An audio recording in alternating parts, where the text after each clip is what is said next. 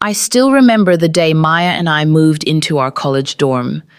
Even though we had been inseparable since first grade, living together here felt like the beginning of something new. People always said our names like one, Lena and Maya. Our room was small but cozy, 2 single beds, a shared desk, fairy lights around the window. Her side was always tidy, books stacked in perfect order, a little lavender candle by her bed. Mine was messier, with hoodies hanging around and snack bags half open. But it worked. We balanced each other. We had our own rituals, morning coffee runs, late night gossip, movie marathons on weekends. Whenever life got hard, assignments, homesickness, pressure, we turned to each other. That night felt no different. Rain poured outside, quieting the world. After finishing a cheesy rom-com, we laid in our beds, only the warm fairy lights softly glowing. I glanced at her. Maya's face was turned toward the window, curls spilling over her pillow, a gentle smile on her lips. And suddenly, my heart skipped a beat. Have you ever wondered, what if we were more than best friends? Maya's whisper floated through the dim light, eyes locked with mine. My heart raced. You mean dating? She nodded slightly. Maybe. Or maybe just wondering. The silence between us wasn't heavy. It was electric. Her eyes flickered to my lips. I felt a buzz all over, like lightning was nearby. Maya sat up, hesitating. Can I? She asked, barely audible. I nodded. Her lips brushed mine. Soft, hesitant, not rushed or dramatic, just real, fragile. When she pulled back, we didn't speak. We didn't need to. Something had shifted. Not the end of friendship, but the beginning of something deeper. Something we hadn't dared name until now. The next morning, I woke to the sound of soft rain outside. Maya was already awake, lying on her side, watching me. Our eyes met, and she gave me that same gentle smile she wore right before our kiss. My stomach fluttered, not from regret, but from not knowing what came next. Morning, she said softly. I sat up, pulling the blanket around me. Everything suddenly felt smaller, our beds, the room, the space between us.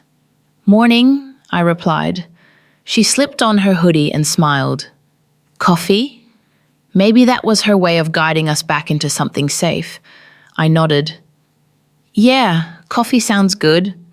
We walked the hallway in silence, our slippers tapping the floor.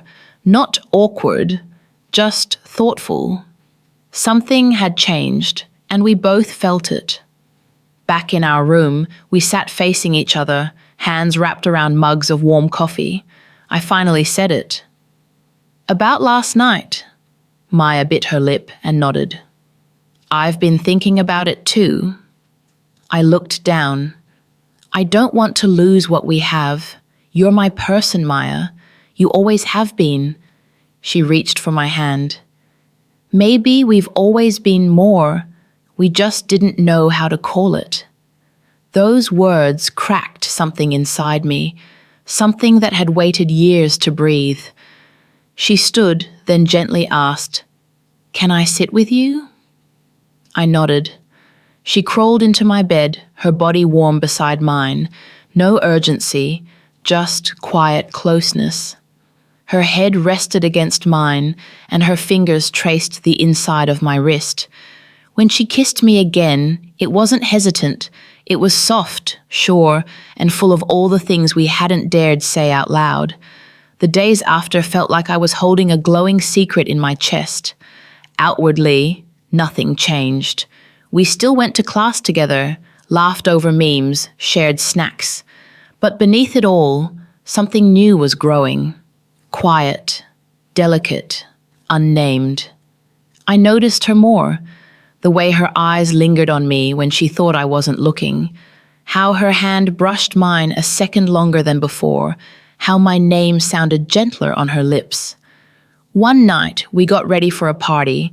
Maya stood in front of the mirror, her back to me, asking for help with her necklace. As I clasped it, my fingers grazed the back of her neck. She shivered. "You okay?" I asked. "You just feel close," she whispered. I used to think love was a one-time thing, maybe twice if the universe was feeling generous. I had my once, and it broke me, not just the kind of heartbreak you cry over for a week and move on from, the kind that lingers in silence, in memories that sting like open wounds long after the person is gone. So I made myself a quiet promise. No more love, no more letting someone in far enough to hurt me. I was done. Then came her. We met through mutual friends. Nothing dramatic, nothing cinematic. But her laugh, it lit up the room before I even knew her name. She didn't try to impress. She didn't try to fix me. She was just present, soft and steady, like a quiet song I didn't know I needed. One night, as we walked home from a coffee run, her hand brushed mine. Just a small touch, but it sparked something. "Tell me something real," she said. I told her I didn't do real anymore. She just smiled. "I think you do. You're just scared." Maybe I was, because slowly her presence started to feel like home. Her voice softened the sharp edges of my days. Her attention made me feel seen, not in a flashy way, but in the gentle, steady kind that makes your soul exhale. And then it happened.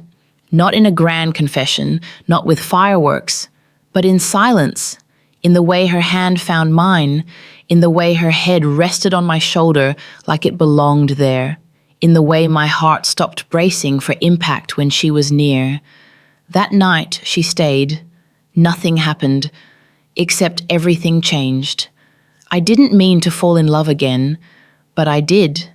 And for the first time, it didn't feel like a mistake. It felt like healing.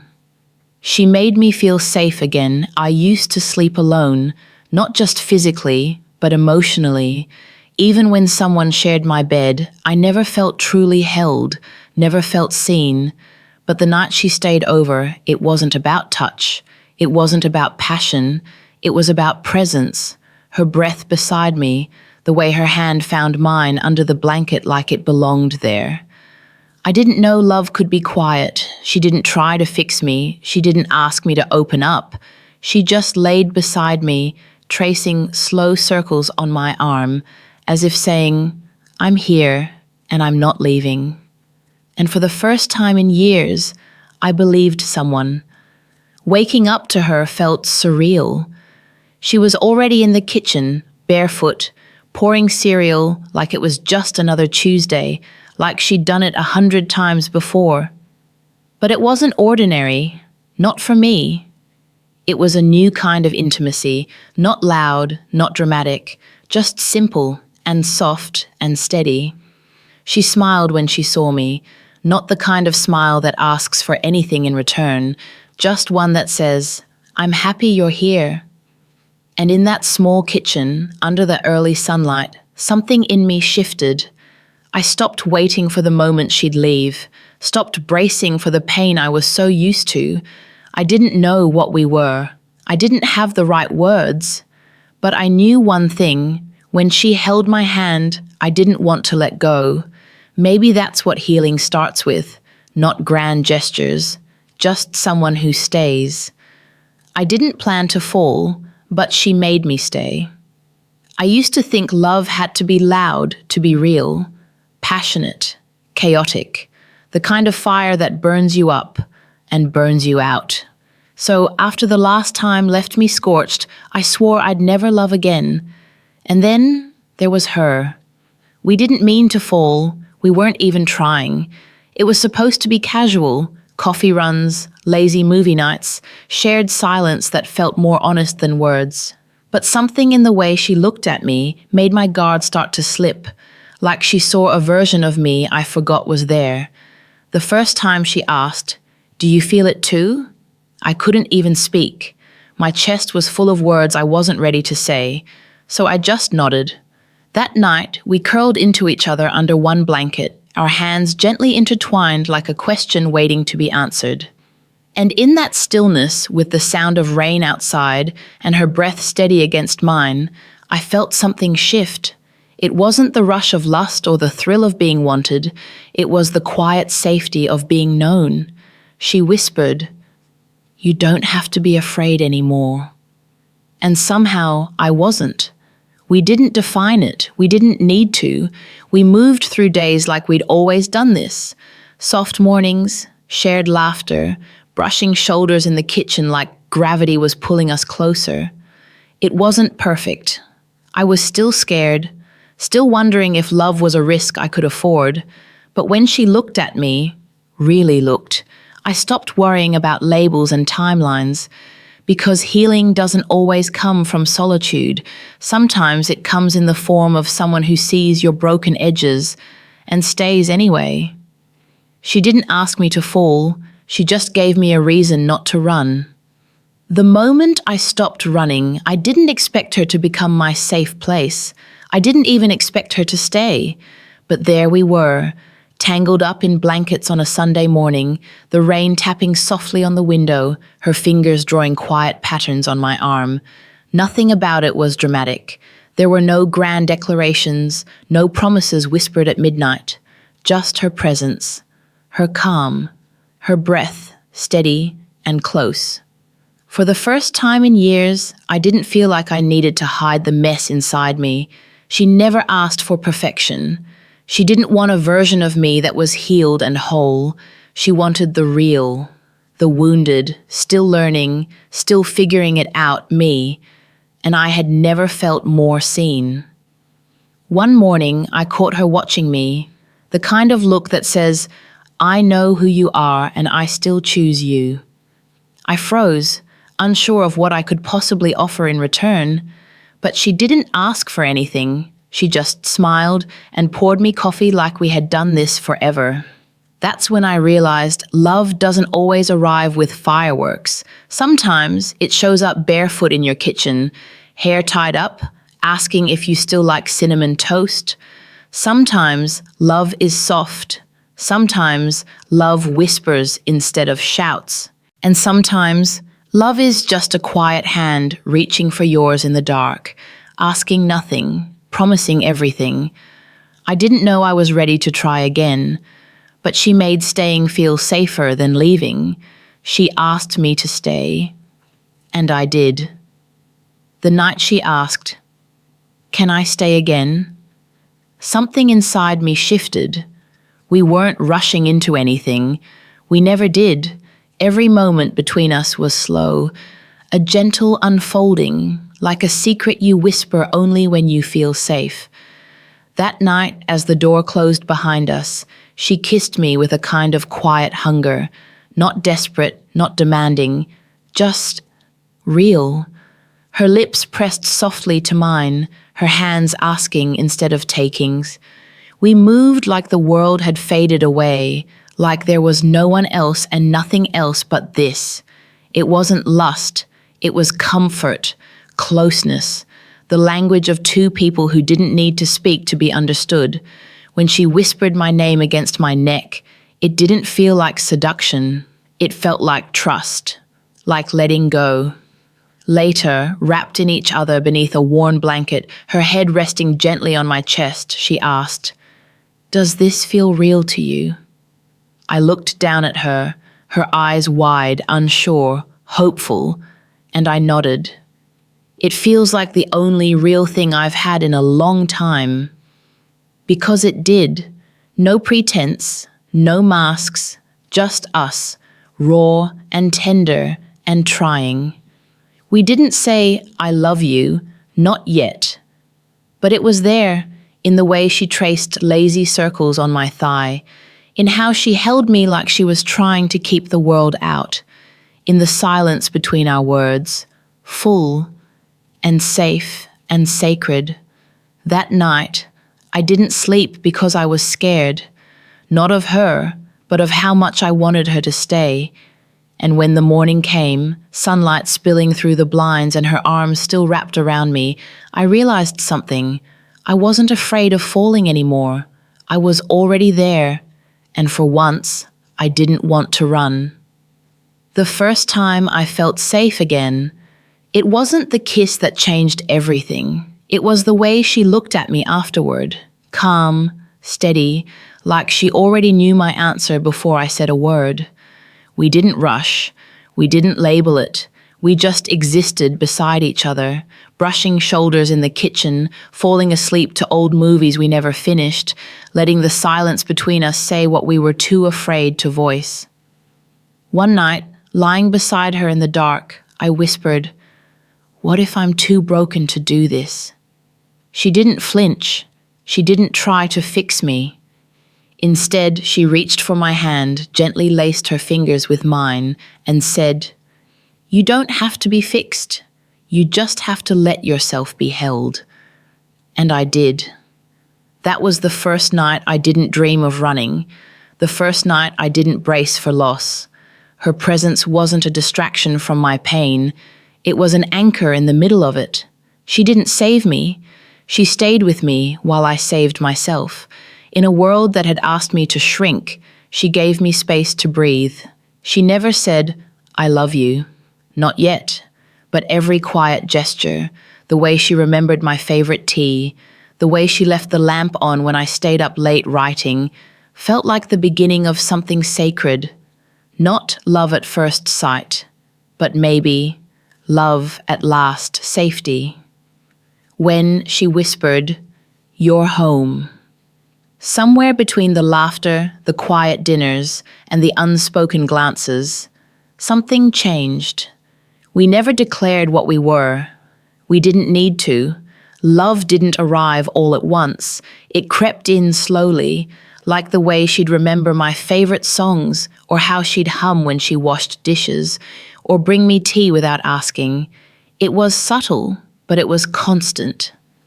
And one evening, as we curled up on the floor sharing strawberries and old stories, I looked at her and knew this was more than comfort. This was home, not a place, not a label, but a feeling.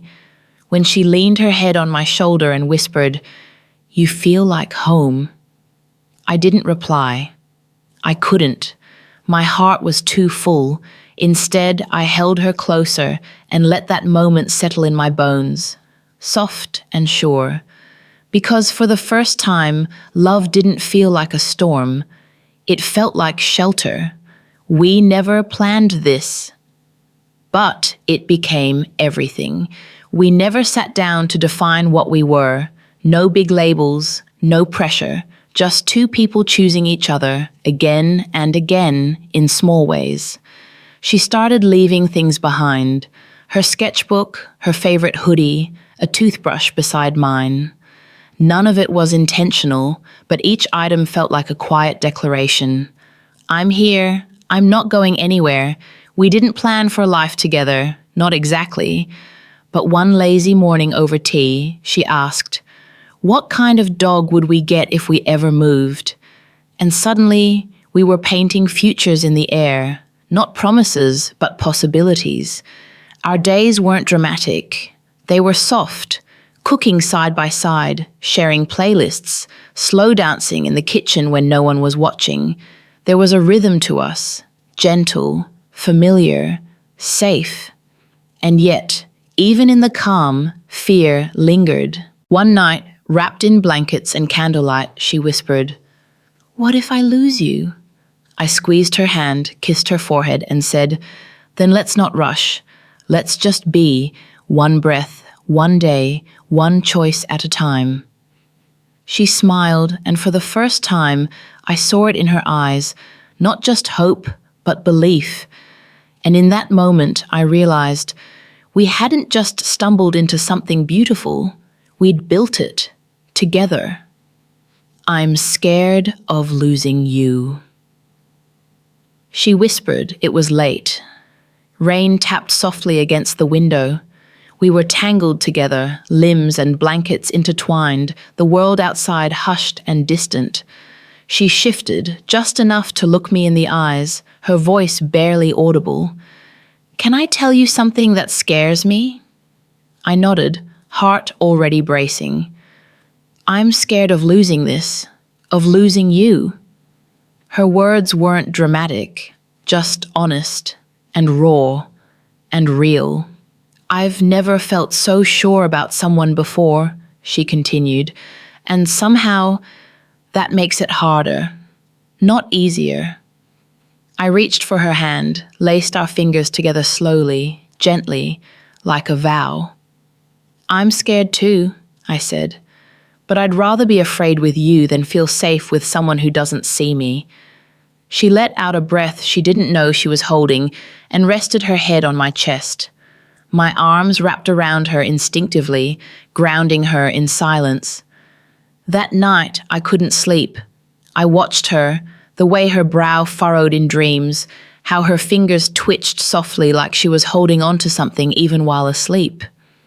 And in that moment, I promised myself, no matter how scared I got, no matter how uncertain life became, I wouldn't run this time. Because she wasn't just someone I was falling for. She was the first person who made me feel like I didn't have to apologize for being scarred. She didn't try to fix me. She stayed while I learned how to hold my own pieces. We didn't say, I love you, that night, but we didn't need to. It was in the way she gripped my hand like a lifeline, the way her foot searched for mine under the blanket, the way I whispered, I'm here, into the dark, hoping she'd never forget. And in the softness between us, not loud, not perfect, we found something worth fighting for, something we could call ours. We never said, I love you. But it was always there. There were no grand declarations between us, no dramatic moments, just tiny things, the way her fingers always found mine, even in sleep. The quiet hum in her throat when she was relaxed beside me. We never rushed. We just settled into each other. One morning, I woke up before her. Her head was tucked into my shoulder, breath steady and warm. I traced gentle circles on her back, wondering if she knew how safe she made me feel, like I could stop holding my breath. Later, as we made coffee, she looked at me with that familiar softness and asked, Do you remember our first kiss? I smiled. You were soaked from the rain. You hugged me like you were afraid I'd disappear. She chuckled, then whispered, That was the first time I didn't feel like I had to chase love. It just came to me, like you. My heart clenched, not from fear, but recognition. Love had always terrified me. It came with conditions, expectations, pain. But with her, it was different. It wasn't loud or consuming. It was warm, safe, slow, a choice I made every morning we shared, a rhythm I never wanted to stop dancing to. That night, we lay in bed, the sound of distant thunder curling through the silence. She leaned in close, her forehead resting against mine. I love you, she whispered, and it didn't feel scary anymore. I whispered it back, not because I had to, but because it had always been true. We were just finally saying it out loud. You never even liked romantic movies before me. It was one of those lazy Sundays. Emma's head was in my lap, a half-read book resting on her stomach. I was playing with her hair absent-mindedly when she suddenly looked up, eyes wide, like she'd just remembered something important. You never even liked romantic movies before me, she said, smiling. I blinked. That's true. I used to think romance was a lie, just pretty endings written to sell hope. I never believed in the slow dances or the whispered confessions. Not until her. With Emma, love wasn't fireworks. It was breakfast in pajamas. It was soft hands tracing the rim of a coffee cup while we talked about everything and nothing. It was the way she remembered I liked too much honey in my tea and that I hated the smell of oranges. I laughed and said, It's not that I hated romance, I just didn't believe it was possible for me. She leaned in then, her smile turning soft. And now? I brushed her hair behind her ear and whispered, now I know it's real. Just not always loud or perfect. Sometimes it's quiet, like us. She kissed me, slow, certain, full of something that felt like home. And in that moment, I realized, love hadn't changed me. It had returned me to myself. Not the guarded version, not the one who swore never again, but the version who still believed, deep down, that love could be safe, if given time, patience, and someone who saw you completely. Emma didn't rewrite my story. She helped me start a new chapter, and in that ordinary Sunday light, I knew this wasn't just romance, it was real life, and somehow it was even better. When love feels like a quiet home, there were no labels, no promises, just us. We didn't have to say what we were because it was already written in the space we shared. In the way her toothbrush stayed beside mine, the way she'd hum while stirring too much honey into my tea. One evening, while we were curled up under a blanket, Emma looked at me and asked, "Can I tell you something that scares me?" I nodded. Her voice was soft, almost uncertain. "I'm scared of losing this, losing you." I didn't speak right away, not because I didn't feel the same. I did, but fear had always been part of love for me, fear of it ending, fear of it changing me. I took her hand gently and whispered, "Me too, but I'd rather be scared with you than safe with someone who doesn't really see me." She exhaled, relief washing over her face like sunlight after rain. "I don't want to lose us." "Then we won't," I said, and meant it. Love wasn't some perfect picture for us. It was daily choices, soft reassurances, and learning each other's silences. We weren't building something flawless. We were building something honest. There were still moments of doubt, but she always came back to me. And I always stayed. Love didn't rescue me from my past, but with her, it felt less heavy, and slowly, in all the quiet mornings and shared laughter and music playing low in the kitchen, we began to believe in something steady, not the kind of love that burns out fast, the kind that stays, that folds laundry with you, that remembers the way you like your coffee, that doesn't ask you to change, just to stay. And I did, because for the first time, it felt like home. The day we chose us again, the rain had softened to a gentle mist by the time Emma knocked on my door. Her hoodie was damp, her eyes tired, but her smile, small and brave, said everything before a single word left her lips. "I told my mum," she whispered. About us. My breath caught. We'd lived in this quiet, private world, and I'd almost forgotten there was a world outside it.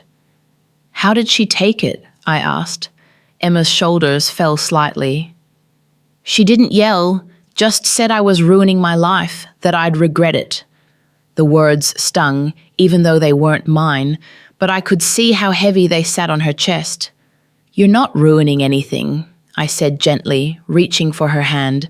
"You're choosing what's real." She didn't answer, just pulled me into the kind of hug that asked to be held for longer than usual. That night, we didn't say much. We sat cross-legged on the floor, eating takeout and letting the silence speak. Later, as we lay in bed, her fingers brushed softly over my shoulder.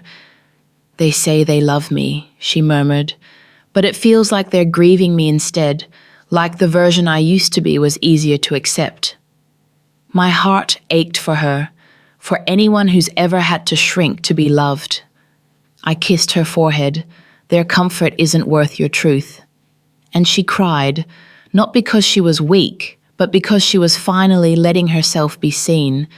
We made love that night with slow hands and tear-stained kisses, not out of passion, but from the deep need to feel whole again.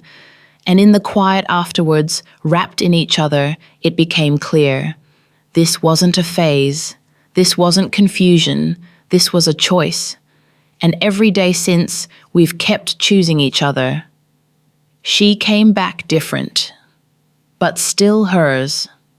When Emma walked through the door that afternoon, it wasn't like the movies. No dramatic music, no sweeping embrace, just her standing there, tired eyes, trembling breath, arms full of silence, and still mine. She didn't say anything at first, just stepped in and wrapped herself around me like she'd been holding her breath the entire time she was gone. I held her, tight, not to keep her from leaving again, but to remind her she still had a place here. Later, as we sat on the floor eating cold leftovers, she finally spoke. I couldn't stay. It felt like I was suffocating, like I was being asked to become someone I'd already outgrown. I looked at her, really looked at her, and saw how much strength it took to say that. You don't owe anyone a version of you that no longer fits, I said. She nodded, a small tear escaping. I just want to feel like myself again. That night, we didn't talk about what happened while she was away. Instead, we let our bodies speak in soft movements and gentle touches, the language we'd learned in quiet moments before the world got loud. She kissed me like she needed to be reminded she was still loved, and I kissed her back like I'd never forgotten. It wasn't about forgetting the pain or pretending it never hurt. It was about coming back to each other, even if we both came back a little changed.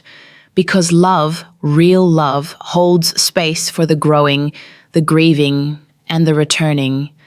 And when I looked at her curled up beside me that night, I knew she was still Emma, still mine, and we were still choosing us.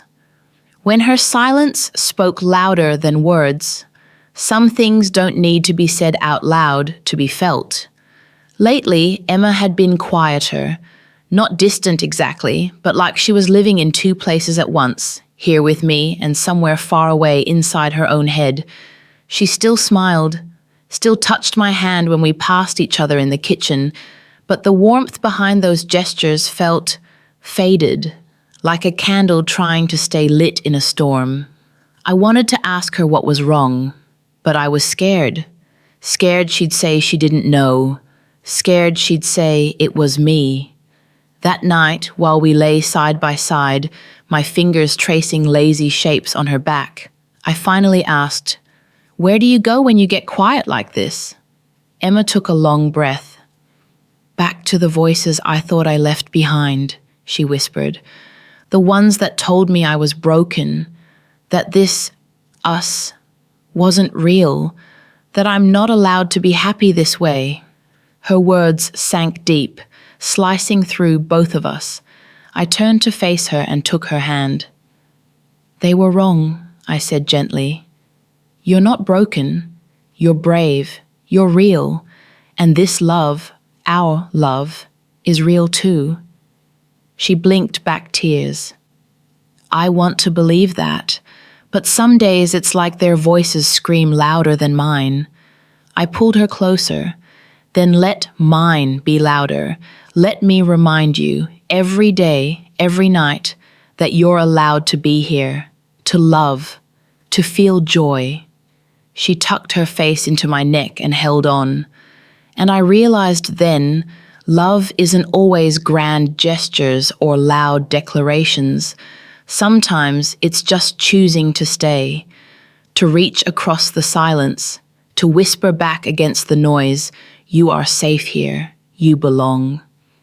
And that night, wrapped in each other, we didn't say much more, but we didn't need to, because healing doesn't always shout. Sometimes it just breathes.